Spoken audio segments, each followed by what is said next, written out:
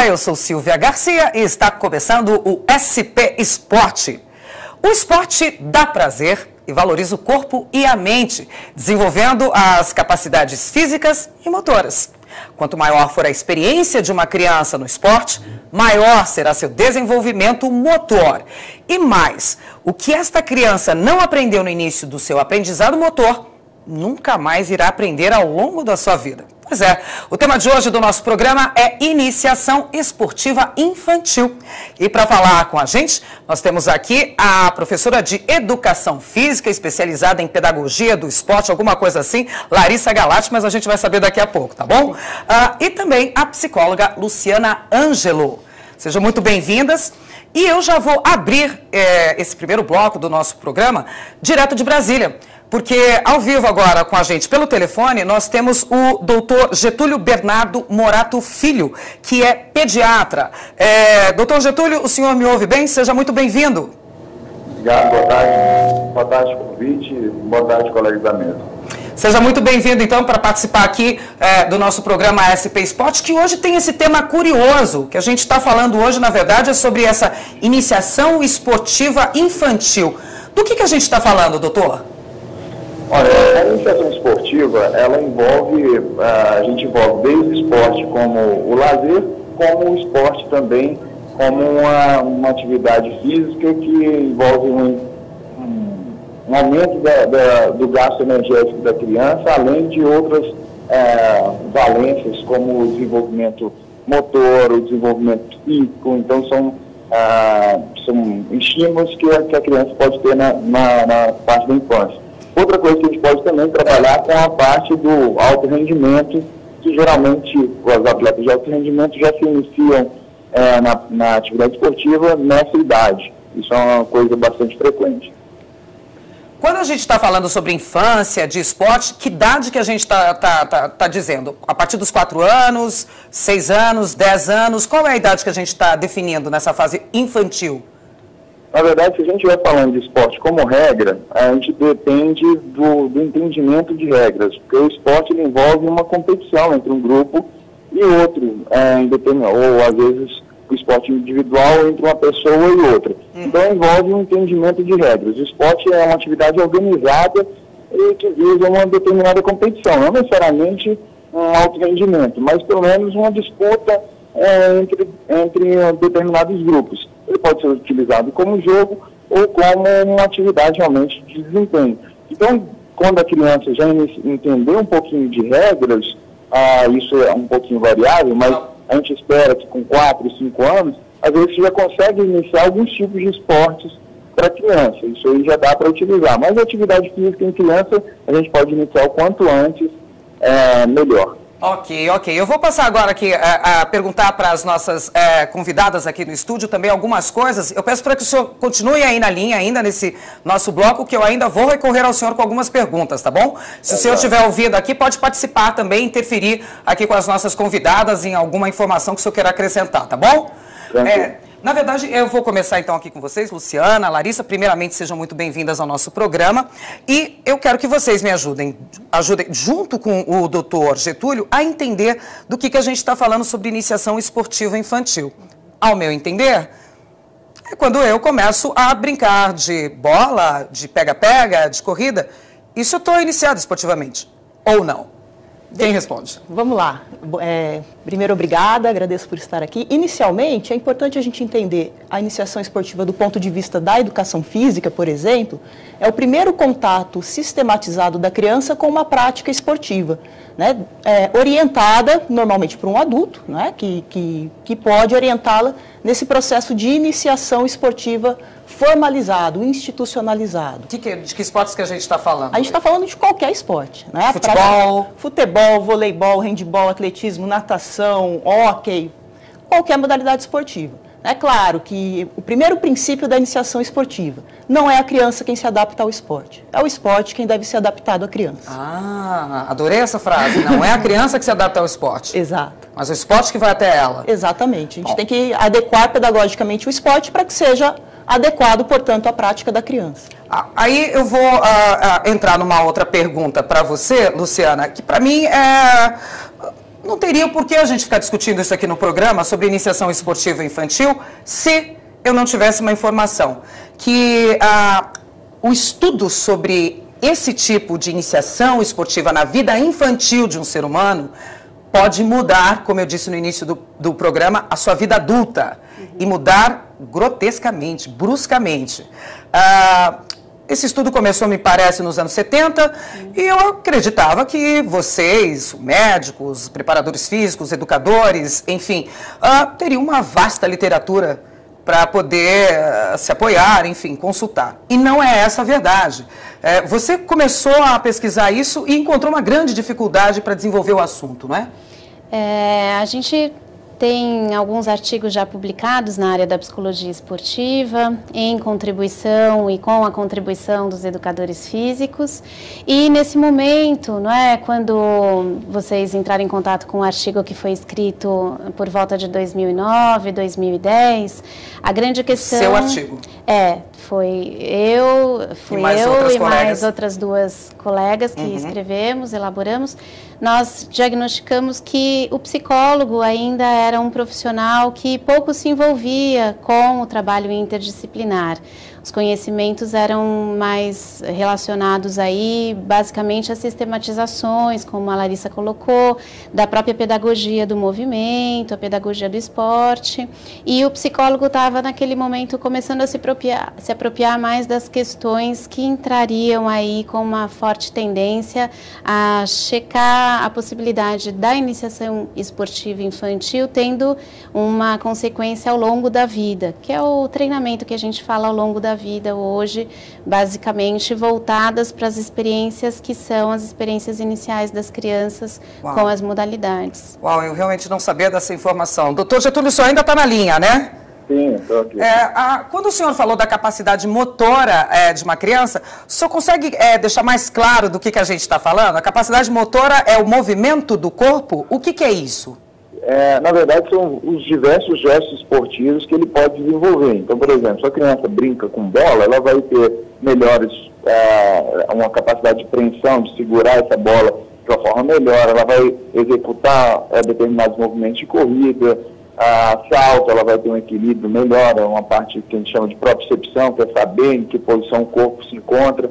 Então, a criança, quanto mais precoce ela tiver esses estímulos, e mais tempo ela tiver esses estímulos, mais um menor problema ela pode ter no futuro. Além desses estímulos, iniciais, eles também desenvolvem fibras musculares que ela acaba utilizando, mesmo que ela não tenha uma hipertrofia, aquele ganho de massa, ela consegue mobilizar mais fibras musculares e também modificar determinadas fibras musculares para, por exemplo, se ela está pendurada numa árvore, ela conseguir gerar mais força e evitar cair, por exemplo, não fraturar uma perna, então, ou seja, minimizar acidentes no futuro.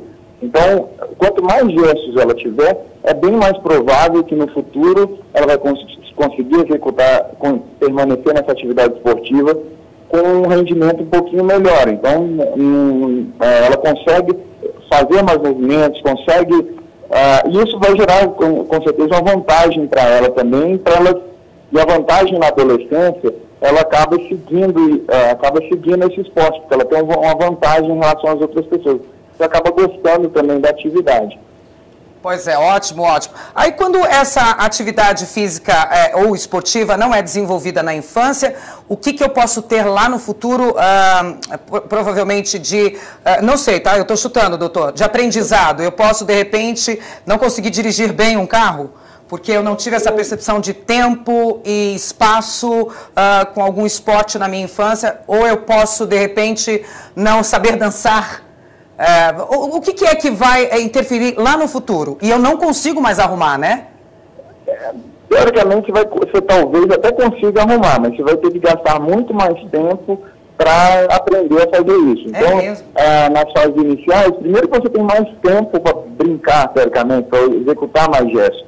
Quanto mais tempo você tiver, se você for iniciar isso na fase de adolescência ou na vida adulta, você provavelmente vai ter menos tempo para executar e aprender esses gestos. Então, quanto mais precoce esse estímulo, maior quantidade de movimento você vai ter. Não quer dizer que você não vá ter uma coordenação, você não possa jogar uma bola, Mas, por exemplo, um alto rendimento realmente pode ter um comprometimento desse alto rendimento. Então, geralmente, as pessoas de alto rendimento, elas iniciam muito cedo na atividade esportiva. Bom, também então... tem uma taxa... Desculpa? Não, pode continuar, por favor. Também tem uma taxa de abandono também, se iniciar também muito precoce. A gente não está estimulando o exercício de alto rendimento de forma muito precoce, mas brincar de forma precoce, aprender a brincar com bola, brincar com amigos, saltar, fazer gestos diferentes, quanto mais gestos diferentes, maior a probabilidade dela ter dificuldade de coordenação motora no futuro, dificuldade de iniciar uma prática esportiva. Isso no futuro ela pode gerar, na verdade, uma aversão ao esporte. Por quê? Porque ela não consegue obter um rendimento, ela já vai estar com um sobrepeso, às vezes uma obesidade. E isso aí, os amigos dessas crianças vão acabar não selecionando ela para os esportes. E aí a gente começa a ter outras consequências para o futuro. Aí vira uma sequência de dominó caindo um em cima do outro, né? Bom, doutor Júlio, eu sei que o senhor está ocupado agora, está doutor Getúlio, perdão, eu sei que o senhor está ocupado agora, está no ambulatório, inclusive. Eu vou agradecer aqui a sua participação no nosso primeiro bloco e vou dar continuidade ao programa, mas lembrando que as suas colocações aqui foram importantíssimas, até porque é o futuro dos nossos filhos, ou saber e entender por que nós estamos assim agora, né? E era coisa mais lá do passado. Muitíssimo obrigada, doutor Getúlio, pela sua participação aqui no nosso programa. Obrigado e parabéns pela discussão do tema. Muitíssimo obrigado. Um abraço, boa tarde. Até logo, até logo. Bom, ele colocou várias pontuações aí que eu achei interessantíssimas, mas antes da gente colocar mais um tema aqui para abordar, que foi bem rápido agora esse primeiro bloco, eu vou deixar uma pergunta no ar. O que psicólogo tem a ver com parte de esporte? Mas daqui a pouquinho você me responde, tá? A gente volta já já.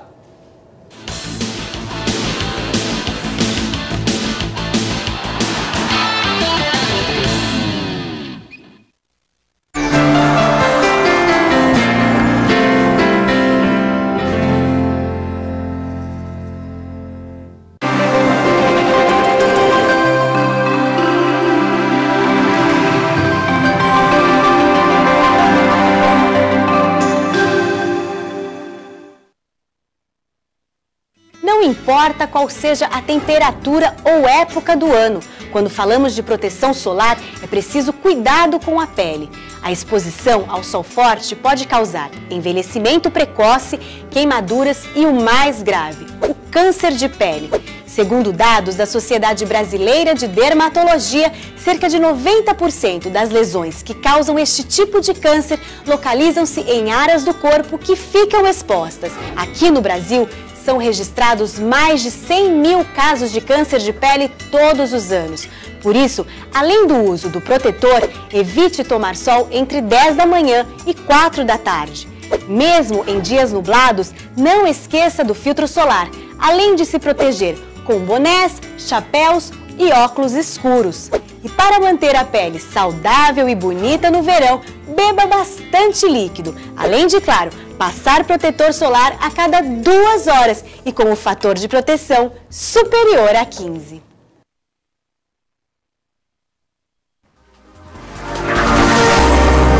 TV Alesp, a TV da cidadania.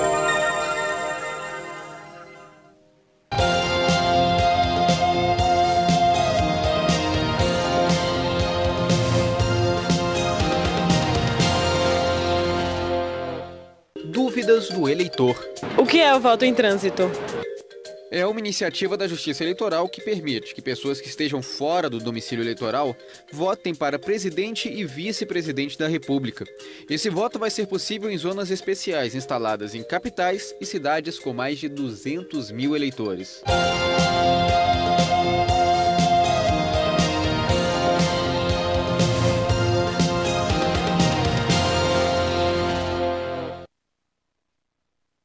O consumo pessoal de água no Brasil fica próximo do dobro recomendado pela ONU.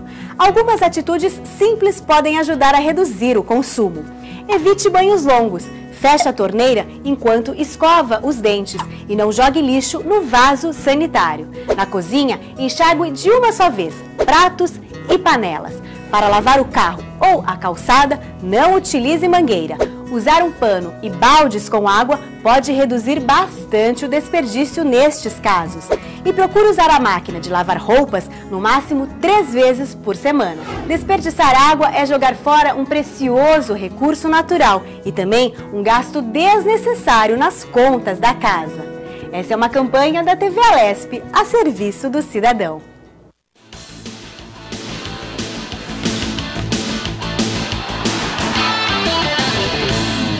Estamos de volta com o SP Esporte e o tema hoje é iniciação esportiva infantil. Bom, eu estou aqui no nosso estúdio com uma psicóloga e com uma preparadora física, na verdade uma educadora física, especializada também em pedagogia do esporte.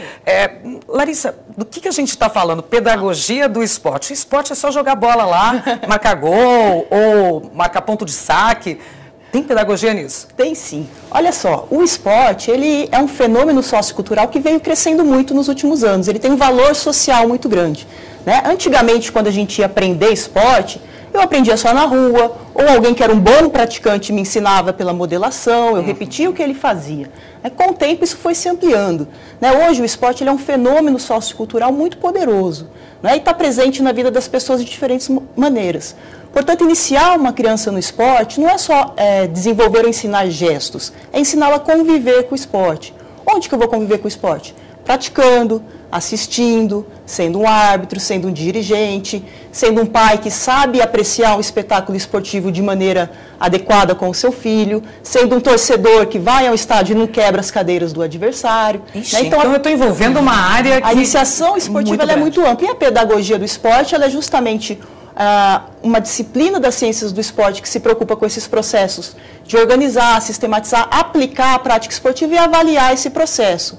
Tanto das questões motoras, físicas, técnico-táticas, mas também as socioeducativas e as histórico-culturais. Então, é um leque muito amplo, né? A iniciação esportiva, ela é realmente muito profunda se a gente for abrir todas as suas possibilidades. Mas a gente vai entrar em algumas questõezinhas aí que você abordou. Mas tá bem. No bloco anterior, eu tinha deixado uma pergunta no ar, que é o que psicologia tem a ver com esporte. Para mim, é marcar gol, como eu acabei de falar, é marcar gol, é fazer ponto de saque. Onde é que entra a psicologia nessa história? A psicologia, ela tem várias áreas, vários campos de atuação, né? Quando a gente fala do fenômeno esportivo, como a Larissa comentou, e dentre eles o esporte de alto rendimento, que é a ponta, né? É uma das possibilidades da intervenção do psicólogo com times que são profissionais. Quando você fala de rendimento, a gente está falando profissionais. Sim. Estamos falando de quem ganha dinheiro praticando o esporte. Que são os atletas profissionais. E tem psicologia lá com eles, tem psicólogos. Tem psicólogos com eles. Só faltou na seleção, né? Mas enfim, essa é uma outra história. Só faltou na seleção, eu acho. Pior que tinha. Tinha um profissional que estava, de alguma forma, fazendo um acompanhamento, mas aí são outras questões a serem com as ferramentas discutidas. Que ela poderia trabalhar e que foi colocado. Sim. Mas então a gente estava falando, psicologia tem tudo a ver com o esporte. Sim, e o campo do alto rendimento não é único. Então, a iniciação esportiva, que é esta primeira discussão que nós estamos tendo, né? O psicólogo, ele trabalha muito junto com o educador físico, com o preparador, com a organização institucional que essa criança experimenta quando ela está dentro da iniciação esportiva. Ele também tem uma função importante com os pais, esta relação dos pais, o técnico, o professor e a atuação desta criança na modalidade com a qual ela está ali executando as tarefas. Então, o psicólogo tem uma ação muito importante também nesta área. E aí, a partir disso, você fez um estudo e um trabalho que te levou ao quê? A que resultado ou a que informações que você não tinha anteriormente? Naquele momento, a prática da psicologia do esporte no Brasil, ela, com a iniciação esportiva, ela ainda era pouco desenvolvida. Então, nós acabamos no estudo que foi a Letícia Gabarra que acabou desenvolvendo, vamos desenvolvendo uma série de ações e atitudes que o psicólogo poderia ter junto ao educador físico, no acompanhamento, no planejamento, na perspectiva de avaliação das questões educacionais em determinadas faixas etárias, a forma de se comunicar com a criança. E você trabalharia isso onde? Dentro de uma escola? Dentro da escola é uma possibilidade. Dentro de um clube, dentro do clube é outra possibilidade, né? Porque nós temos a educação física aí relacionada em várias instituições, clube, escola, prática de tempo livre, né? Dentro dos parques, em instituições como projetos sociais. Então, são os diversos campos de atuação que o psicólogo do esporte tem e aonde a criança estiver inserida. Né? Eu acho que vale a pena aqui ressaltar a questão que a Larissa coloca do esporte, que precisa ser adaptado à criança, exatamente. E é nessa discussão da melhor forma de se adaptar, da melhor forma de se apresentar, de estimular a criança, que o psicólogo entra nessa constituição com o educador físico. Vocês praticaram esporte quando vocês eram menores, crianças? Sim. Sim. Bom, você provavelmente você foi parar na área, né? Você também, Luciana? Sim, o que você fazia? Eu fazia handball, só que eu era goleira. Handball, quanto você tem de altura? Eu, 1,52. 1,52 ela era goleira. Os tempos mudaram. Mudaram muito. Que os tempos mudaram um pouquinho. 1,52 era goleira. Você praticava que pratiquei esporte? Muitas modalidades, mas principalmente basquetebol. Basquete, que você já é mais alta, né? Sim. Você tem quanto de altura? 1,78. 1,78. Super alta. Padrão brasileiro, você está muito acima. Padrão brasileiro, mas para o esporte de elite, do basquetebol, a minha mãe que brinca, sempre achou que a filha fosse grande. Quando me viu na quadra, falou, não é bem assim. A Hortência mesmo. A Hortência tem 1,70. Acho que ela tem, acho que ela tem quase a sua altura. A gente olha a Hortência na TV, acha que ela é baixa, magrinha e baixinha. Quando você a vê pessoalmente, e eu já trabalhei com ela, é um poste. É um poste, fica olhando lá para cima. Eu perguntei isso para vocês, se vocês tiveram, obviamente, essa parte de esporte na vida de vocês, porque vem a segunda pergunta, inevitavelmente. Vocês acham que isso realmente mudou alguma coisa hoje, como adultas? Bom, é claro essa iniciação esportiva lá, na infância? Cada pessoa dá significados diferentes às suas experiências, né? Então, a minha experiência com o esporte, ela foi determinante, né? O esporte, ele é parte presente na minha vida o tempo todo, profissionalmente, né? Eu trabalho, estudo, pesquiso o esporte, também já trabalhei em clubes, com equipes com crianças, é também o meu tempo livre, é o que eu assisto na televisão. É o que você está fazendo agora. Exato. então, assim, ele tem uma parte pontual na sua vida. Sabe o que é interessante, até do que a gente estava discutindo antes? Quando as crianças iniciam no esporte, a gente tem uma crença muito forte de que quanto antes eu começar e quanto antes eu me especializar, eu vou ser um atleta. Mas né? Não é verdade, Silvia. Não, e a gente tem muitas pesquisas mostrando isso. A maioria dos atletas que chegaram à elite, e quando eu falo elite, eu não estou falando de uma equipe de bairro, estou falando dos atletas, essa pesquisa, por exemplo, foi desenvolvida com atletas da NBA, né, da Liga Norte-Americana de Basquete, de hóquei, de futebol americano, que são as equipes que contratam os melhores jogadores do mundo. Foi feita uma pesquisa para saber, na iniciação esportiva deles, né, eles se especializaram precocemente ou eles vivenciaram diferentes modalidades? E aí?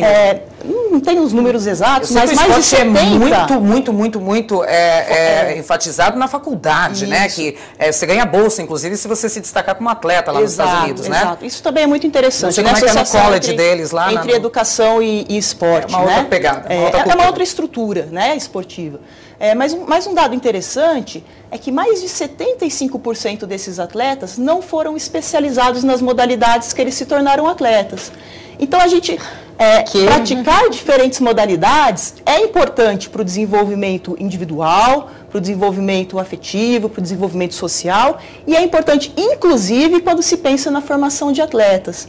Né? E a gente ouve isso e repete isso, mas não fomos verificar. E temos estudos também com atletas brasileiros, inclusive a própria Hortência que você citou, que está no Hall da Fama dos Estados Unidos, foi campeã do mundo, medalhista olímpica. Ela praticou muitas modalidades, foi para Sul-Americano de atletismo, né? Praticou handball, e depois que ela se tornou atleta de basquetebol, né? Com toda essa competência, da mesma maneira a Paula. Essa informação, né? então. Exatamente. Então a gente tem, na verdade é uma crença que a gente não sabe de onde veio, mas a pedagogia e a psicologia do esporte nas suas pesquisas hoje estão mostrando que isso não é verdade. Na verdade, comece a praticar esporte. Começa a praticar, experimenta, brinca, gosta. Interage, né? vê se é isso mesmo. E depois você, inclusive, quem se especializa precocemente, a tendência maior é não de apenas não se tornar atleta, mas é de não gostar mais de esporte, né? De não querer mais estar naquele ambiente, porque foi uma experiência negativa. É verdade. Então, se a experiência for positiva, uma possibilidade é você ser um atleta de elite. E se eu não for, mas aquilo foi importante para mim, eu posso continuar sendo praticante, continuar usufruindo de todas essas coisas positivas que a gente acredita que o esporte pode trazer. Sensacional essa informação. Bom, eu perguntei para a Larissa, não posso deixar de perguntar para você. Mudou a tua vida? Você acredita que o esporte realmente pontuou a tua vida antes e depois, infância, a fase adulta? E se você não tivesse feito esporte, teria sido a mesma coisa? Eu acho que é fundamental e me lembro, principalmente na minha vivência, eu morava aqui próximo ao Parque do Ibirapuera. Meu pai foi uma figura bastante importante porque sempre incentivou. Então, patinação, bicicleta, né, parque, ao ar livre e muita gente sempre junto, uma amiga, irmã. Então, a questão social, a questão da variação da questão motora que a gente estava falando, da experimentação, né? Eu acho que isso faz uma diferença muito grande. Quando eu falei da modalidade do handball, eu me via já adolescente no colégio, não é? Que eu participei de colégio que tinha esta força no esporte. Então, com certeza, com 1,52 m eu fui goleira porque tinha outras experimentações motoras, como destreza, deslocamento, a questão do tempo e do espaço, timing, exatamente. Foco. Com certeza você deveria ter alguma coisa que destacava bastante, que foi descoberta praticando a esporte. Questão da modalidade. Você não tem como saber se você não praticar, né? Sim, exatamente. Então realmente ele pontuou. Principalmente a figura dos familiares no incentivo e da prática, né? De poder incentivar, de estar junto, de experimentar. Vou lá te assistir, vou te levar, vou te buscar, vou torcer, vou incentivar, enfim. Vou te perguntar, inclusive, se é o que você está gostando de fazer. Se não é obrigação, né? De não ser e de não ter uma cobrança em relação a resultado, porque a prática do tempo livre, como a prática da atividade em si, motora, é fundamental. E muitas vezes a gente tem aí também estudos que mostram que algumas modalidades a gente tem altos índices de abandono, de burnout, de crianças estressadas, né? 13, 14, 15 anos, na verdade, principalmente. Elas pegam ojeriza, né? Assim, elas não querem mais, por exemplo, entrar na quadra ou praticar natação, né? Do ponto de vista mais competitivo. Sim, vira o outro lado da moeda que ninguém quer, né? Não é acho sim que as crianças que não tiveram esse tipo de incentivo hoje, não é, depois no seu desenvolvimento, tem aí uma tendência, e a gente tem alguns estudos, principalmente de se tornarem sedentárias, não é, de serem os adultos obesos do futuro, não é? Isso a gente já está colhendo esse fruto, né? Bastante agora nos anos 2000, bastante desse fruto. Vocês estão falando de uma coisa, me surgiu uma pergunta aqui na cabeça. A gente fala sobre competitividade, o estímulo da competitividade sadia, obviamente, do que eu estou falando, não ninguém que é melhor do que ninguém, mas enfim, superar obstáculos, superar metas, enfim, até onde eu vou, quem sou eu, até onde eu consigo, né? Competitividade, participação social, envolvendo participação social, motora, claro, enfim. Videogame faz tudo isso. E aí? Não faz? A gente não tem os videogames interativos, que eu posso jogar com meu pai do lado, minha mãe do lado, meu irmão. Tem competição, tem envolvimento social, e a parte motora, que era a que falhava, agora também está sendo usada com esses videogames de interação. E aí? Eu posso falar disso? Podemos. E aí, o que a gente... É ou não é esporte isso? Não, veja só, a gente até pode incluir o movimento, né? A gente pode incluir as regras de alguma maneira ali digitalizadas, não é? Mas veja só, quando você conhece um amigo pela internet, né? E depois você vai tomar um café com aquele amigo. Boa, garota. É a mesma coisa? Não claro que não, né? Óbvio que não. É a mesma coisa. Agora, a gente tem que entender que esses jogos são atrativos, né? A gente tem que conviver com eles também e utilizá-los de uma forma positiva, não é? Uma coisa interessante do videogame, se eu perder, eu começo de novo. No esporte, eu tenho que ouvir que eu perdi, né? Então, tem vários relatos, depois até a Luciana viram, crianças? Estão vendo, crianças, aí em casa? Eu tentei colocar aqui a Larissa aqui na parede, mas não deu. Você está fazendo colocações que eu acho extremamente pertinentes. Então, ó, no videogame dá para recomeçar. Na verdade, dá para parar na metade o jogo. Mas isso pode ser ruim, né? Porque sempre que eu tiver algo que dificulta, eu não vou querer encontrar o meu caminho para superar aquilo. Eu resolvo desse jeito aqui, né? Que não é Essa é uma das grandes lições do esporte. Não é? A competição, ela pode ser sadia, ela pode ser muito ruim também. Né? Por isso que é importante, aquilo que a gente falou lá no começo, eu adequo o esporte à criança, a competição também. tem o momento adequado e tem a maneira adequada. Não dá para eu pegar um modelo do adulto, vou fazer a Copa do Mundo lá na minha escola. Isso não é bacana, né? Porque a criança tem outras necessidades. Tem que ser metas mais próximas dela, cumprir curtas. Lá no fim do ano eu vou ser campeão, mas até o fim do ano tudo que eu perder antes me desmotiva. Né? Exatamente, não é palpável, está demorando para chegar. Para a gente pegar as lutas, o tênis, normalmente como é que são as competições? Eu venho lá do interior de São Paulo, para aqui para a capital, no ginásio do Ibirapuera, viajo 7 horas de micro-ônibus da prefeitura, vou lutar contra o campeão do ano passado. 10 segundos eu perco. Acabou a minha competição. Não acabou? O judô, para mim, acabou. Né? Então, a gente tem que rever esses modelos. A gente tem trabalhado muito com isso. Agora, a gente precisa trabalhar também com que os pais entendam isso, com que os próprios treinadores, né, técnicos esportivos, entendam que se eu fizer um campeão de 10 anos, não significa que ele vai ser um campeão aos 20. Né? Quantas vezes a gente ouviu, o Brasil tem um novo campeão sub-15 de judô, e depois não chega lá, né? Porque uma coisa não implica na outra. Muito ao contrário, tem uma série de outros fatores que são importantes considerar. Nesse quesito que ela está falando, ganhou lá atrás, depois não ouve mais falar, campeões, ídolos. Vocês trabalham essa parte de ídolos também, dentro da iniciação esportiva na criança? Que eu acredito assim, a gente quando é pequenininho, nossos pais ou os nossos ídolos são os nossos espelhos. Né? A gente se espelha neles para, eu quero ser ele, eu quero fazer igual, quero ser, enfim. Ele tá inserido dentro do esporte o tempo inteiro, né? Essa parte de ídolo, de quero ser, do mito, é trabalhado também nessa... Sim, e as frustrações? Então, eu acho que a Larissa coloca aqui um ponto fundamental, que o esporte, ele é a grande possibilidade de se experimentar o quanto de resistência eu tenho à frustração, não é? Perder e ganhar. E haja resistência, hein? Principalmente se falando de futebol aqui no Brasil, que o filho já está lá torcendo com o pai desde sempre, ou o pai indo no colégio torcer pelo filho, o filho quer agradar ao pai, enfim. Isso, e você está colocando uma questão bastante importante, que é exatamente nesse fenômeno, não é? Inclusive da educação esportiva, que a gente vai começar a trabalhar com esses pais, o entendimento que se tem da prática e como é que os filhos, nesta perspectiva, também podem entender quem é o modelo, quem é o time que é escolhido, quem foi o atleta escolhido para que eu possa seguir ou não, não é? Quais são as posturas éticas, morais. Né? Você tem um ótimo atleta, mas um comportamento não muito bom.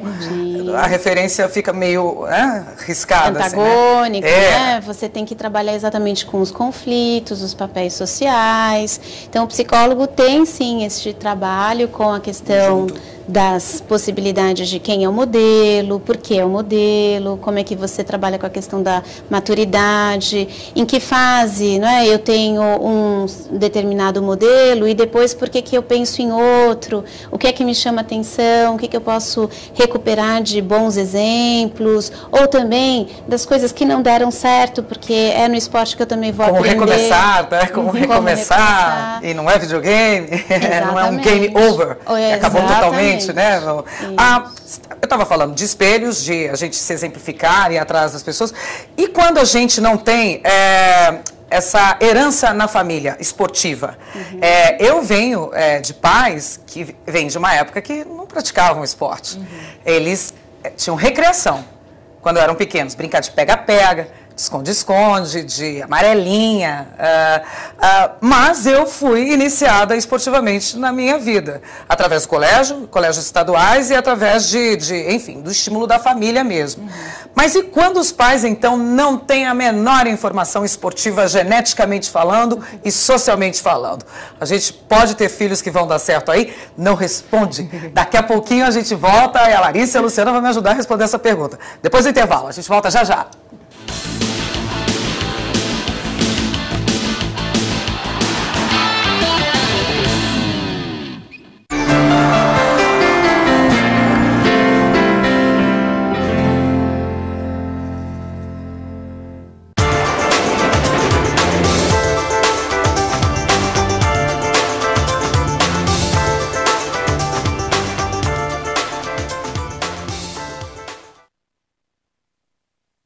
Você sabia que pesquisas mostram que cada pessoa produz 1,5 kg de lixo por dia?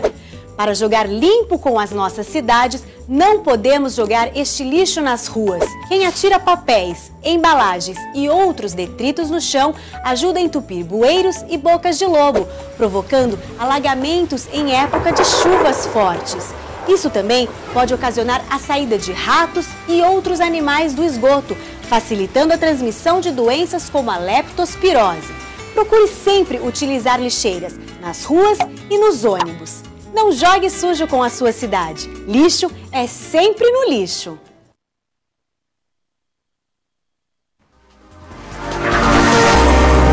TV Alesp, a TV da cidadania.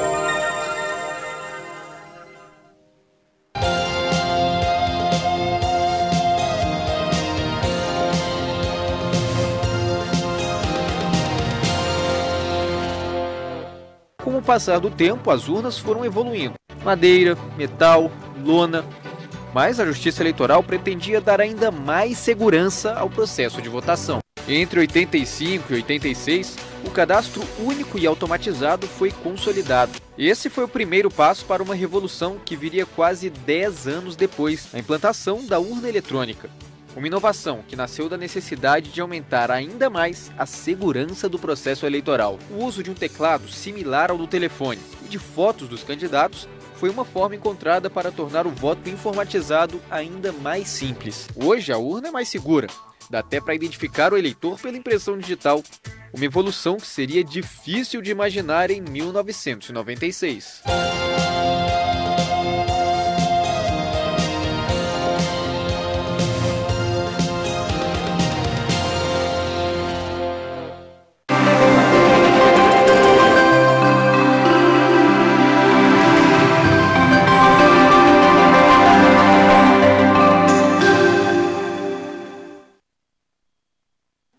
Os postos da rede pública de saúde têm disponível durante todo o ano a vacina contra o vírus HPV, que é sexualmente transmissível e pode causar doenças como o câncer do colo de útero. Neste ano, devem ser vacinadas meninas de 11 a 13 anos de idade. Em 2015, serão meninas entre 9 e 11 anos. Para receber a dose, basta apresentar carteira de vacinação ou documento de identificação. Cada adolescente deve receber 3 doses da vacina para completar a imunização. Mas atenção, a vacina não substitui a realização do Papa Nicolau, exame preventivo do câncer de colo de útero, que deve ser feito por adolescentes e também por mulheres entre 25 e 64 anos de idade. Essa é uma campanha da TV Alesp a serviço do cidadão.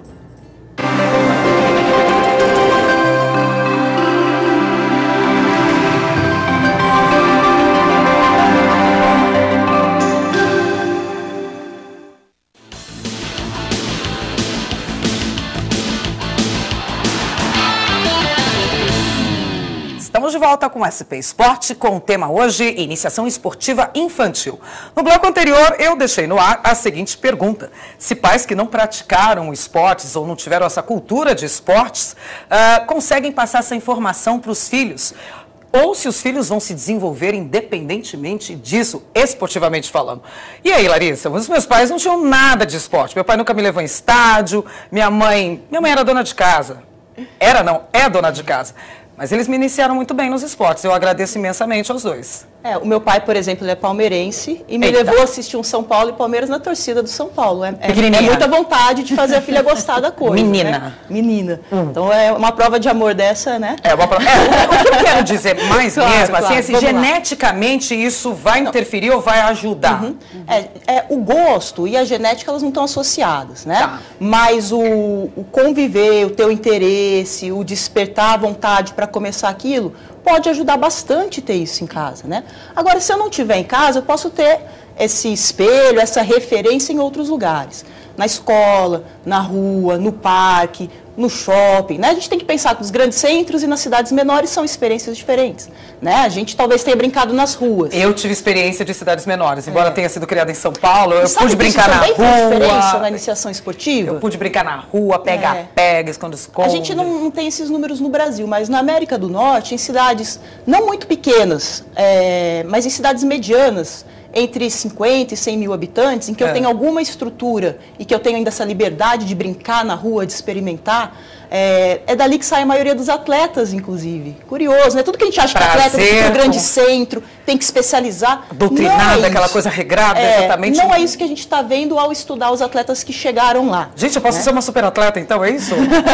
Todos podem. Todos podemos, né? Mas a questão não é só genética, não é só motor. A gente está vendo hoje que isso tudo é muito complexo, né? Então a gente tem que ver a pessoa, a gente tem que ver as outras pessoas importantes, os pais, os professores, os treinadores, o tio da cantina, né? Todo mundo tem um papel ali.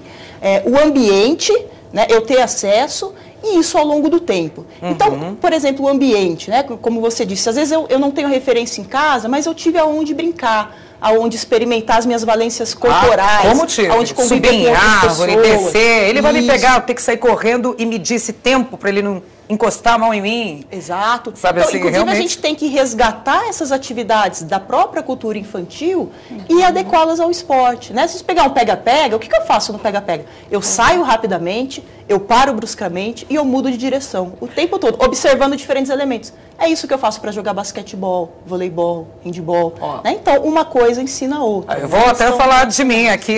Eu estava com dificuldade de tentar entender, conversando com vocês, em que momento o esporte ele realmente ajudou na minha vida, por exemplo, de jornalista, profissional.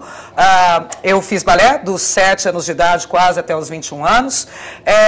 E depois eu fiquei pensando por um tempo, que eu fui perder meu tempo fazendo balé? Pelo amor de Deus, eu nem bailarina sou hoje, não segui carreira na área. Só que não. Primeiramente, eu tinha uma postura bastante ruim da minha coluna, era sempre arcada, assim, com ombrinhos baixos. A primeira coisa que o balé faz é te abrir e te colocar numa postura altiva, né? De você poder reverenciar, agradecer, enfim. Ter que lidar com o público. Silvia, espetáculo. Só para terminar a minha participação nesse assunto. Sim, sim. A gente tem um número, que não é nada oficial, mas mais ou menos de cada 1000 crianças que praticam esporte, uma é atleta. O que as outras 999 aprendem com o esporte? É isso que nós temos que pensar. Olha, foi sensacional, exatamente. Agora assim, vocês me levando a isso... A esportiva tem que se preocupar com as 1000, não é com a uma de 1000. Com as outras... com a uma e com as 999, só com as duas. Não é excluir também aquele que tem potencial para ser atleta, né? Nossa, que horror, ele pode ser atleta. Não, que bom, né? Vamos estimulá-lo adequadamente. Mas todas essas outras vão aprender experiências positivas. Hoje eu acho que se eu consigo falar à frente das câmeras, coisa que todo mundo me fala, nossa, Silvia, como é que você consegue?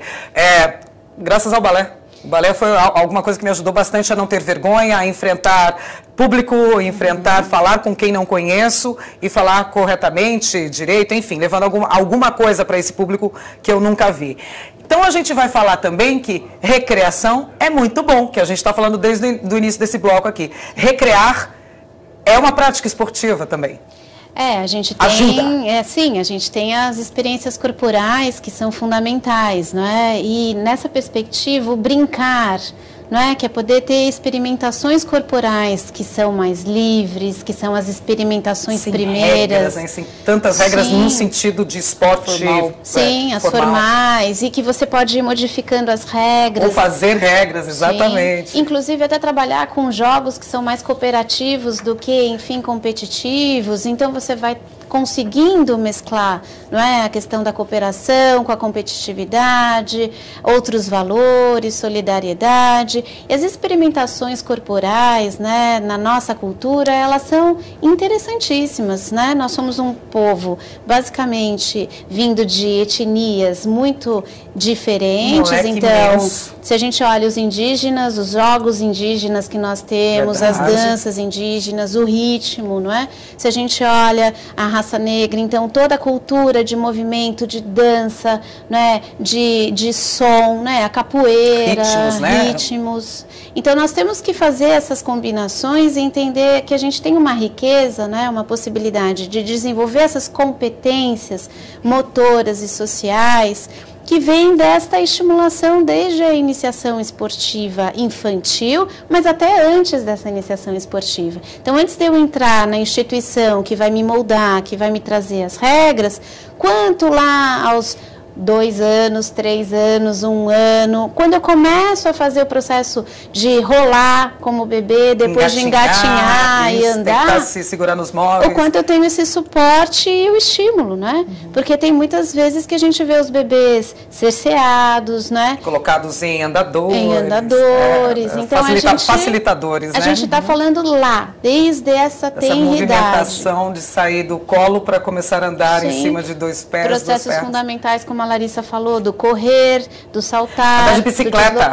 Andar de bicicleta. Pense numa pessoa com dificuldade de começar a andar de bicicleta.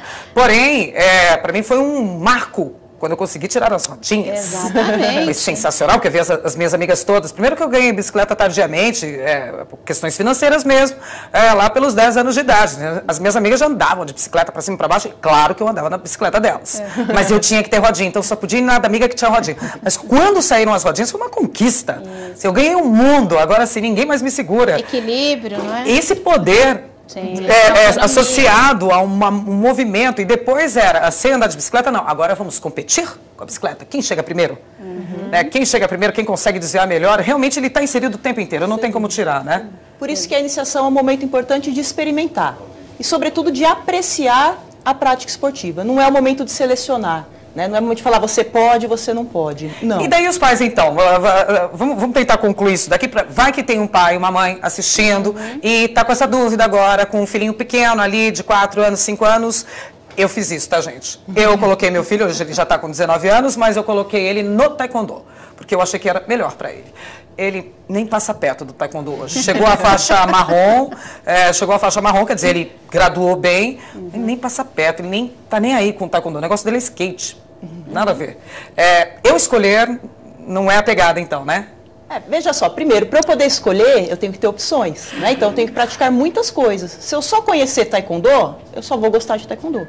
Ou eu não vou gostar, não gosto de esporte, porque para mim esporte é taekwondo. O taekwondo, né? Pronto, já traumatizou. Por isso que é muito importante esse momento da iniciação ser um momento de diversificação, de brincar de vários esportes, de experimentar tudo. A partir do momento que eu conheço vários, eu experimento. Então eu vou falar, isso daí agora então é com o papel do professor, porque no meu prédio não tinha playground.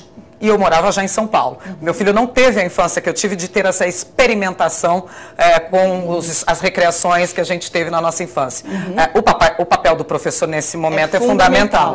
É fundamental. Tanto a criança pode praticar várias modalidades, como dentro da modalidade, o professor ser competente em diversificar essa prática, né? Que é o que se espera dentro das novas tendências da pedagogia do esporte, contribuindo nesse processo. Nesse momento você atua também? O psicólogo entra nas escolas nesse momento? Sim. Aqui no Brasil a gente já tem algumas experiências com psicólogos em instituições educacionais, exatamente na hora deste planejamento pedagógico, do como fazer, como adaptar, qual a melhor estrutura, qual a melhor forma de poder trazer essa criança para o interesse da atividade adaptada. E realmente o fundamental é maior repertório motor possível, então experimentar de tudo. Não é? Por isso que a perspectiva do brincar se faz muito presente, inclusive na hora em que a gente vai apresentar as modalidades adaptativas. Só que não, né? A base, o alicerce para que a criança... Para que ela possa desenvolver o gosto pelo movimento, para que ela possa desenvolver o gosto pela modalidade, 1, 2, 3, porque também tem as questões, né? Exatamente. Que são diferenciais, individuais. Agora, eu abri o programa dizendo uma frase categórica. Me corrijam se eu estiver errado. Eu falo que quanto maior for a experiência de uma criança no esporte, maior será seu desenvolvimento motor. Ok, isso a gente já não discute mais. Ótimo, acabamos de saber aqui. E mais, o que essa criança não aprendeu no início lá do seu aprendizado, nunca mais irá aprender. Nunca mais não, né? Não. Então a gente consegue depois de... a gente consegue depois de adulto... ainda ter essa experiência. Eu vou usar o seu exemplo da bicicleta, não é? As suas amiguinhas provavelmente tiveram uma liberdade, uma autonomia na bicicleta antes que você. Porque elas tinham a bicicleta e podiam praticar mais antes. Mas você, aos 10 anos, também aprendeu, tirou a rodinha depois. Isso. Aos 20, você aprenderia, mas você ia demorar um pouquinho mais. Só que a gente tem que abrir o espaço agora para um novo momento. A gente fala muito em iniciação esportiva infantil, mas a gente não pensa na iniciação esportiva tardia, quando ela se dá já na fase adulta. Se você quiser hoje aprender handball, onde você vai? São poucos os espaços para os adultos se iniciarem esportivamente. Estou pensando aqui para ver se eu talvez consigo uma pronta resposta. As lutas têm um espaço maior nas academias. Lutas, porque é uma atividade... A natação, que é mais individual, né? E eu não preciso de tantas pessoas para aprender junto comigo. Mas um handball, um basquete, a gente precisa de mais vôlei, eu teria que angariar pessoas, né? Então Porque a gente precisa pensar agora nesse novo momento. Além de qualificar ainda mais a nossa iniciação esportiva infantil, vamos avançar para a iniciação esportiva tardia. Porque sim, não parou. Totalmente possível. O desenvolvimento é por toda a vida.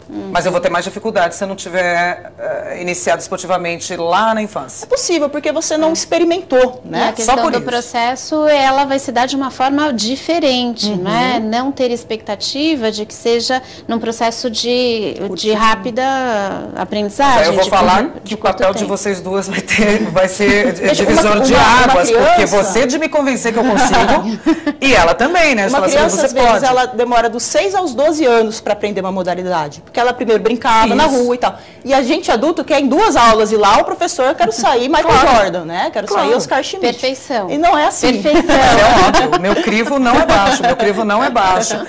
E na verdade a gente tem essa expectativa alta, o corpo já não é mais o mesmo, e essa frustração a gente meio que dá uma mascarada nela. Então realmente é pertinente colocar essa situação de a iniciação esportiva depois, que já está grande, que já está mais... E não desistir. E não desistir. De maneira Na verdade, nunca. Bom, eu agradeço imensamente a presença de vocês duas aqui. Vamos voltar com esse tema? Vamos. Se vocês começarem aí ou abordarem pessoas, profissionais da área dessa pesquisa aí de iniciar esportivamente, depois de grande, depois de adulto, vamos voltar com esse tema que é, no mínimo, interessante.